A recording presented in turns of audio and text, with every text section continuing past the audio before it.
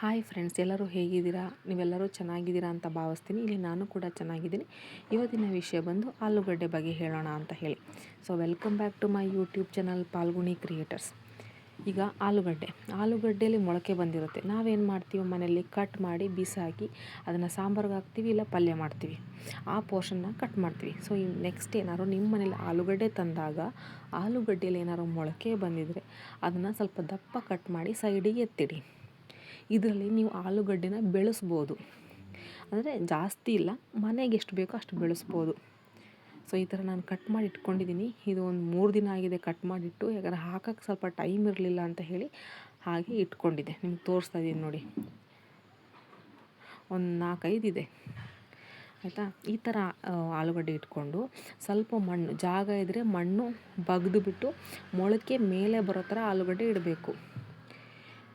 ಜಾಗ ಇಲ್ಲ, ನಾವು ಸಿಟಿಲಿದ್ದೀವಿ ಅಂದರೆ ಸಿಟಿಲೂ ಕೂಡ ಸ್ವಲ್ಪ ಜಾಗ ಇದ್ದರೆ ಮಾಡಿ. ಇಲ್ಲ ಅಂದರೆ ನೀವು ಪಾಟ್ಗಳು ಬರುತ್ತೆ, ಅಥವಾ ಬಕೆಟ್ ಒಡೆದೋಗಿರೋ ಬಕೆಟಲ್ಲೂ ಕೂಡ ಕೆಲವರು ಗಿಡಗಳು, ಹೂವಿನ ಗಿಡ ಎಲ್ಲ ನೆಡ್ತಿರಲ್ಲ, ಅದೇ ಥರ ಇದನ್ನು ಒಂದು 2 ಆಲೂಗಡ್ಡೆ ಹಾಕಿದ್ರೆ ಮನೆಗೆ ಬೇಕಾಗೋಂಥ ಆಲೂಗಡ್ಡೆ ಸಿಗುತ್ತೆ. ಸೊ ಆಲೂಗಡ್ಡೆ ಎಲ್ಲ ಇಟ್ಟ ಮೇಲೆ ಮಣ್ಣನ್ನು ಫುಲ್ ಸಡ್ಲ ಮಾಡಿ, ಅಂದರೆ ಪೂರ್ತಿ ಪುಡಿ ಮಾಡಿ ಆಲೂಗಡ್ಡೆನ ಮುಚ್ಚಬೇಕು. ಇದು ಬಂದು 3 ತಿಂಗಳ ಬೆಳೆ. ಸೊ 3 ತಿಂಗಳಾದಮೇಲೆ ನಿಮಗೆ ಆಲೂಗಡ್ಡೆ ಸಿಗುತ್ತೆ.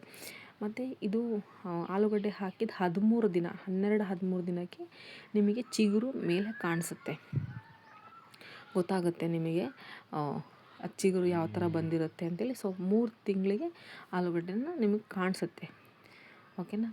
ಇದಿಷ್ಟು ನೀವು ಸಿಟಿಲೂ ಮಾಡ್ಕೋಬೋದು. ಸಿಟಿಲೂ ಜಾಗ ಇಲ್ಲ ಅಂದರೂ ಪಾಟಲ್ಲಿ ಕೂಡ ಇದನ್ನು ಮಾಡ್ಕೋಬೋದು. ಮನೆಗೆ ಎಷ್ಟು ಬೇಕೋ ಅಷ್ಟು ಆಲೂಗಡ್ಡೆ ಸಿಗುತ್ತೆ. ಇಷ್ಟು ಹೇಳ್ತಾ ಈ ವಿಡಿಯೋನ ನಾನು ಇಲ್ಲಿಗೆ ಮುಗಿಸ್ತಾ ಇದ್ದೀನಿ. ಇವತ್ತಿನ ವಿಡಿಯೋ ಆಲೂಗಡ್ಡೆ ಬೆಳೆ ಮಾಡೋದ್ರ ಬಗ್ಗೆ ನಿಮಗೇನಾದ್ರು ಈ ಮಾಹಿತಿ ಇಷ್ಟ ಆಗಿದ್ರೆ ಲೈಕ್ ಮಾಡಿ, ಏನಾದ್ರು ಇದ್ದರೆ ಕಮೆಂಟ್ ಮಾಡಿ, ಹಾಗೂ ನನ್ನ ಚಾನಲ್ ಸಬ್ಸ್ಕ್ರೈಬ್ ಮಾಡಿ ಸಪೋರ್ಟ್ ಮಾಡಿ. Thank you.